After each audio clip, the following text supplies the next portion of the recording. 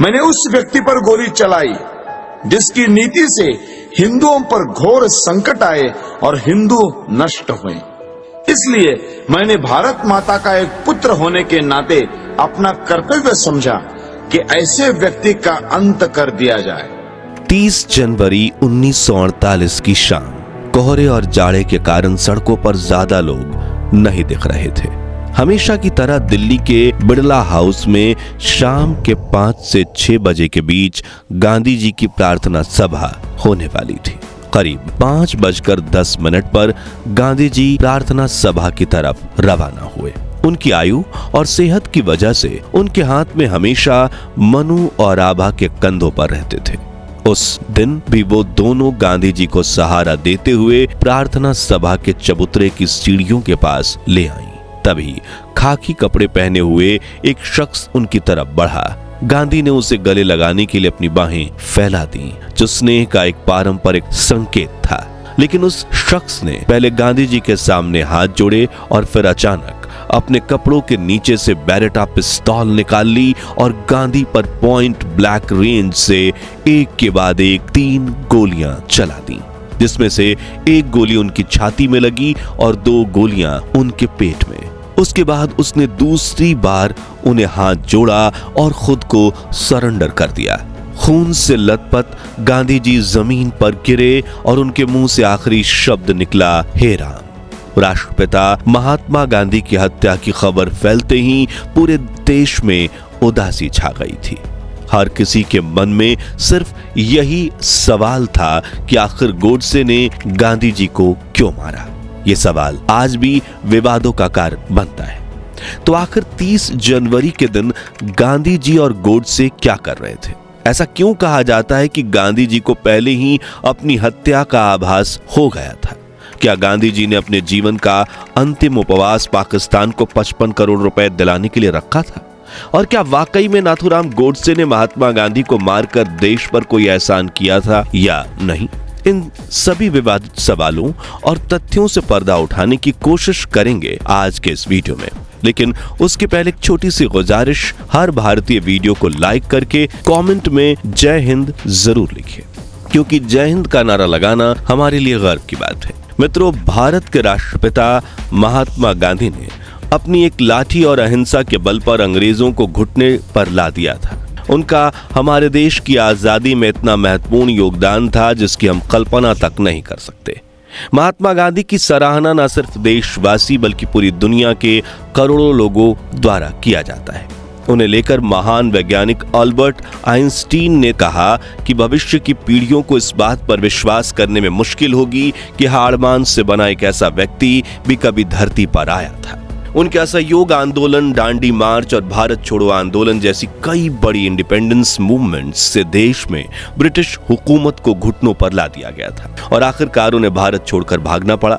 लेकिन जब देश का विभाजन हुआ तब कई ऐसे पहलू सामने आए जिसे लेकर समाज का एक वर्ग गांधी जी से नफरत करने लगा, और उसी वर्ग में से एक थे नाथूराम गोडसे, जिनका गुस्सा इतना बढ़ गया कि उन्होंने 78 साल के निहत्थे बुजुर्ग को मौत के घाट उतार दिया और उनका मानना था कि मैंने ये कदम उठाकर देश पर एहसान किया है।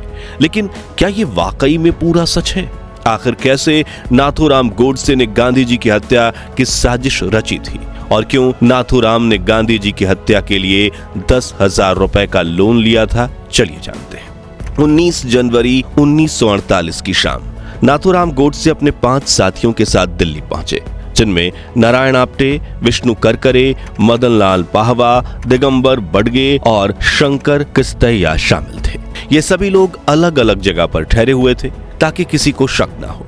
उसी शाम मदन लाल पाहवा को हैंड ग्रेनेड और कॉटन स्लेब देकर गांधी जी को मारने की जिम्मेदारी सौंपी गई। हमेशा की तरह 20 जनवरी की शाम जब गांधी जी प्रार्थना सभा के लिए बिड़ला हाउस पहुंचे, तब मदन लाल ने वहां एक धमाका करके गांधी जी की हत्या का प्रयास किया। हालांकि वो अपनी इस साजिश में नाकामयाब रहे और लोगों ने उन्हें पकड़ लिया। हालांकि उनके साथ बिड़ला हाउस पहुंचे बाकी सभी लोग फरार हो गए, लेकिन उसी दिन गांधी जी को आभास हो गया था कि अब उनकी मृत्यु के क्षण नजदीक आ रहे हैं।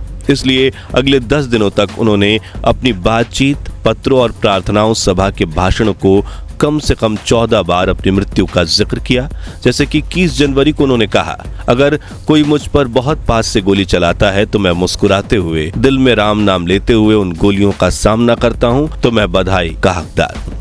यहाँ एक हैरान कर देने वाला किस्सा इंदिरा गांधी और महात्मा गांधी की मुलाकात से भी जुड़ा है, जिसे लेकर वरिष्ठ पत्रकार कैथरीन फ्रैंक बताती हैं। 29 जनवरी 1948 राजीव गांधी को लिए इंदिरा गांधी, नेहरू की बहन कृष्णा, हठी सिंह, नयनतारा पंडित और पद्मजा नायडू गांधी से मिलने बिरला हाउस गए और इंदिरा उनके लिए चमेली के फूल लेकर आई थी। गांधी जी अपने लॉन में कुर्सी पर बैठकर धूप सेक रहे थे। तभी 4 साल के राजीव थोड़ी देर तो तितलियों के पीछे दौड़ते रहे, लेकिन फिर गांधी जी के पैरों के पास आकर बैठ गए और इंदिरा के लिए लाए चमेली के फूलों को उनके पैरों की उंगलियों में फंसाने लगे। गांधी जी ने हंसते हुए राजीव से कहा, ऐसा मत करो, सिर्फ मरे हुए व्यक्तियों के पैरों में फूल फंसाए जाते हैं। दूसरी तरफ 21 जनवरी के दिन दिल्ली से फरार होकर नाथूराम और आप्टे कानपुर पहुंचे।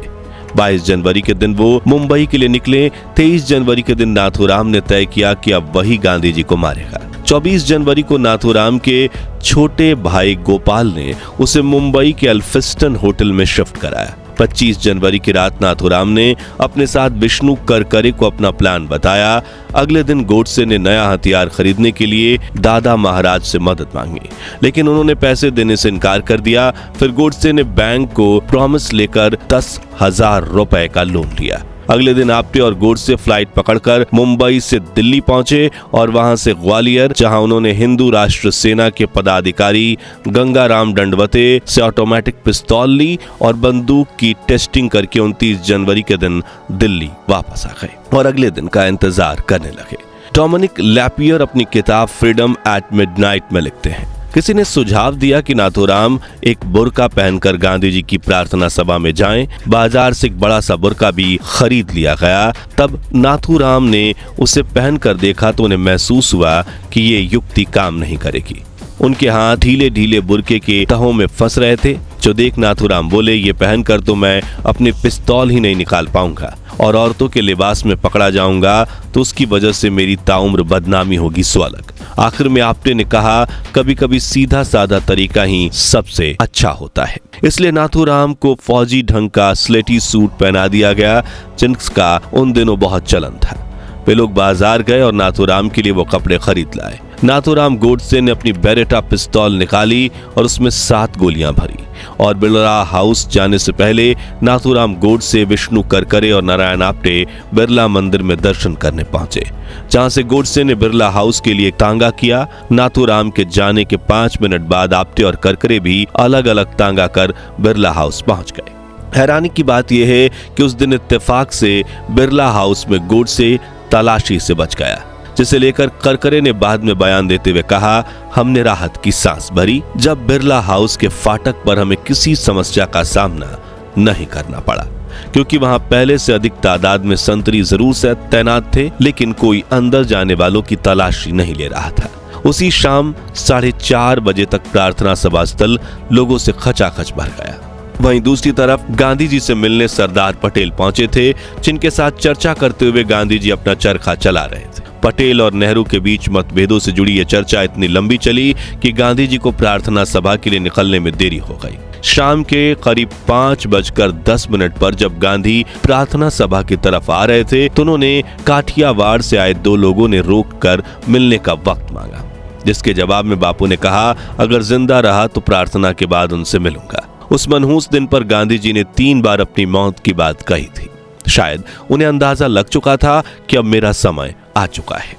और 5:15 पर जब वो चबूतरे के पास पहुंचे तब नाथूराम गोडसे ने 3 गोलियां चलाकर उन्हें गोलियों से छलनी कर दिया, जिसके बाद उसने दूसरी बार हाथ जोड़े और खुद को सरेंडर कर दिया और उसे गिरफ्तार कर लिया गया। खून से लथपथ गांधी जी जमीन पर गिरे और उनके मुंह से आखिरी शब्द निकला, हेरा। खून से लथपथ उनकी धोती में मनु को गांधी की इंगरसॉल घड़ी दिखाई दी, जिसमें समय हुआ था 5:17। अफरा तफरी के बीच लोग अपने प्रिय नेता की मदद के लिए दौड़ पड़े। कमजोर और घायल अवस्था में गांधी जी को तुरंत बिरला हाउस के पास के कमरे में ले जाया गया, लेकिन क्षति अपूर्णीय थी। शांति से भरी उनकी आंखें हिंसा के बावजूद भी क्षमा का संदेश देती दिख रही थी, और इसी पल में भारत ने अपने राष्ट्रपिता को खो दिया। अगले दिन जब दिल्ली में महात्मा गांधी की अंतिम यात्रा निकली तो उसमें 10 लाख से ज्यादा लोग शामिल हुए थे। उस काले दिन राजधानी की सड़कों पर मुंड ही मुंड दिख रहे थे। सैकड़ों लोगों ने गांधी जी की मौत के गम में अपने सिर मुड़ा लिए थे और कई दिनों तक देश में मातम छाया रहा। लेकिन नाथूराम गोडसे और उनके समर्थक हमेशा ये क्यों मानते रहे कि गोडसे ने गांधी जी को मारकर देश पर एहसान किया था? आइए जानते हैं इस वीडियो के अगले अध्याय में। दोस्तों, जब गोडसे और उसके साथियों पर गांधी जी की हत्या का केस चलाया गया तो नाथूराम गोडसे ने खुद अपना केस लड़ा था और कई ऐसे तर्क दिए थे जिसे लेकर आज भी बहस छिड़ जाती है। जैसे कि अदालत में अपना पक्ष रखते हुए गोडसे ने कहा, वीर सावरकर और गांधी जी ने जो लिखा या बोला है उसे मैंने गंभीरता से पढ़ा है। मेरे विचार से पिछले 30 सालों के दौरान इन दोनों ने भारतीय लोगों के विचार और कार्य पर इतना असर डाला है उतना किसी और चीज ने नहीं। आगे गोडसे बोले, गांधी जी ने देश की जो सेवा की है उसके लिए मैं उनका आदर करता हूँ। उन पर गोली चलाने के पूर्व मैं उनके सम्मान में इसीलिए नतमस्तक हुआ था, किंतु जनता को धोखा देकर पूज्य मातृभूमि के विभाजन का अधिकार किसी बड़े से बड़े महात्मा को नहीं है। गोडसे का मानना था कि अखंड भारत के विभाजन में गांधी जी ने अहम भूमिका निभाई थी। गांधी जी ने देश को छलकर देश के टुकड़े किए, क्योंकि ऐसा न्यायालय या कानून नहीं था जिसके आधार पर ऐसे अपराधी को दंड दिया जा सकता। इसीलिए मैंने गांधी को गोली मारी। उनको दंड देने का केवल यही एक तरीका रह गया था। मगर उस दौर के कई वरिष्ठ पत्रकार बताते हैं कि विभाजन रोकने के लिए गांधी इस हद तक गए कि उन्होंने पेशकश की कि कांग्रेस के बहुमत वाली अंतरिम सरकार की बागडोर जिन्ना को सौंप दी जाए। यानी जिन्ना के पास अखंड भारत के पहले प्रधानमंत्री बनने का अवसर था, लेकिन वे एक अलग इस्लामिक राष्ट्र की मांग पर अड़े रहे और अपने जिद से पीछे नहीं हटे। हालांकि नाथूराम गोडसे ने अपने अंतिम बयान में विभाजन के दौरान हुए रक्तपात के लिए भी गांधी जी को जिम्मेदार ठहराया था। मुझे इस कारण हाथ उठाना पड़ा कि पाकिस्तान बनने पर जो भयंकर घटनाएं हुई उनके उत्तरदायी केवल गांधी जी थे। पाकिस्तान बनाने के बाद कांग्रेस सरकार पाकिस्तान के हिंदुओं की रक्षा करती तो मेरा क्रोध शांत हो जाता। अपने पक्ष में आगे गोडसे ने कहा, करोड़ों हिंदुओं को मुसलमानों की दया पर छोड़कर गांधी जी कहते रहे कि हिंदुओं को पाकिस्तान से नहीं आना चाहिए और वहीं रहना चाहिए, जिस वजह से लोग वहां विकट परिस्थितियों के शिकार हुए। प्रतिदिन सहस्त्रों हिंदुओं का संहार होता। 15,000 सिखों को गोलियों से भून दिया गया। हिंदू स्त्रियों को नग्न करके जुलूस निकाले गए। उनको पशुओं की भांति बेचा गया। लाखों हिंदुओं को धर्म बचाकर भागना था। साथ ही गोडसे ने गांधी जी को राष्ट्रपिता कहे जाने पर भी कई सवाल उठाए। गांधी जी राष्ट्रपिता के नाम से पुकारे जाते हैं, जो अत्यंत सम्मान का पद है, पर वे पिता का कर्तव्य पालन करने में असफल रहे। उन्होंने तो बड़ी निर्दयता से राष्ट्र के 2 टुकड़े कर दिए। नाथूराम गोडसे को अपनी विचारधारा पर इतना भरोसा था कि उन्हें राष्ट्रपिता महात्मा गांधी की हत्या करने पर जरा भी अफसोस नहीं था। यदि देशभक्ति पाप है तो मैं पाप मानता हूँ, मैंने पाप किया है। यदि प्रशंसनीय है तो मैं अपने आप को उस प्रशंसा का अधिकारी समझता हूँ। आखिर में गोडसे ने खुद के कार्य को अपराध नहीं भलाई का काम बताया। मुझे विश्वास है यदि मनुष्यों द्वारा स्थापित न्यायालय से ऊपर कोई और न्यायालय होगा तो उसमें मेरे कार्य को अपराध नहीं समझा जाएगा। इतना ही नहीं, अपने मुकदमे के दौरान नाथूराम गोडसे ने कहा था, 32 साल तक अपने विचारों से लोगों को प्रेरित करने वाले गांधी जी ने जब मुस्लिमों के पक्ष में अंतिम उपवास रखा तब मैंने निर्णय लिया कि उनके अस्तित्व को समाप्त करना ही होगा। हालांकि गांधी जी के इस अंतिम उपवास को लेकर कई लोगों का मानना है कि उन्होंने यह अनशन पाकिस्तान को 55 करोड़ रुपए दिलवाने के लिए किया था, लेकिन क्या यह सच है? तो इसका उत्तर है नहीं। इतिहासकार बताते हैं कि गांधी जी ने यह उपवास देश में हो रही हिंदू मुस्लिम हिंसा को रोकने के लिए किया था। दरअसल सितंबर 1947 में जब वे कलकत्ता से पंजाब जाने के लिए दिल्ली पहुंचे, तब सरदार पटेल ने उन्हें बताया कि दिल्ली में हालत बिगड़ चुके हैं। इस स्थिति को देखते हुए गांधी जी ने वहीं रुककर शांति स्थापित करने का निर्णय लिया और जब उनके प्रयासों से दंगे नहीं रुके तो 78 वर्षीय गांधी जी ने 12 जनवरी से अनशन की घोषणा की और कहा, मेरा उपवास तब खत्म होगा जब मुझे यकीन हो जाएगा कि सभी समुदायों के दिल मिल गए हैं और वे बाहर के दबाव में नहीं बल्कि अपने धर्म को समझकर ऐसा कर रहे हैं। यानी ये बात तो स्पष्ट है कि इस बयान में गांधी जी ने 55 करोड़ रुपए का कोई जिक्र नहीं किया था। एक और हैरानी की बात यह है कि जब 15 जनवरी 1948 को कैबिनेट की बैठक में पाकिस्तान को 55 करोड़ रुपए देने का निर्णय लिया गया, तब गांधी जी उस बैठक में मौजूद नहीं थे। अगर गांधी जी ने सिर्फ पाकिस्तान को 55 करोड़ रुपए दिलवाने के लिए उपवास किया होता तो वे इस 15 जनवरी को ही समाप्त कर चुके होते, लेकिन उन्होंने अपना अनशन 19 जनवरी को तब खत्म किया जब दिल्ली के सभी धर्मों के नेताओं ने शांति बनाए रखने के समझौते पर हस्ताक्षर किया। इन तथ्यों से ये बात तो स्पष्ट है कि गांधी जी का अनशन केवल हिंसा रोकने के लिए था, न कि पाकिस्तान को 55 करोड़ रुपए दिलवाने के लिए। साथ ही उस समय देश में हिंसा न केवल मुस्लिमों पर बल्कि हिंदुओं पर भी हो रही थी, इसलिए गांधी जी को किसी एक धर्म के पक्ष में कहना उचित नहीं होगा। तो दोस्तों, समाज का एक तबका नाथूराम गोडसे के तर्क का समर्थन करता है तो एक वर्ग उन्हें दोषी मानता है, लेकिन हमारा काम आपको अपनी राय बताकर गुमराह करना नहीं है, बल्कि सटीक जानकारी एकत्रित करके आप तक पहुंचाना है। जो काम हमने किया, अब आप हमें कमेंट सेक्शन में बताइए कि क्या नाथूराम गोडसे ने महात्मा गांधी को मारकर देश पर कोई एहसान किया था या एक ऐसा अपराध जिसे देश कभी माफ नहीं कर सकता। ये वीडियो अच्छी लगी हो तो इसे लाइक और शेयर करके 11,000 लाइक्स जरूर करवा दीजिए। ऐसी ही दिलचस्प वीडियोस के लिए इस चैनल को सब्सक्राइब करके पास वाली घंटी जरूर बजा दीजिए। और अगर आप गांधी जी के ब्रह्मचर्य के प्रयोगों के बारे में जानना चाहते हैं तो आप इस वीडियो को देख सकते हैं। जय हिंद, जय भारत।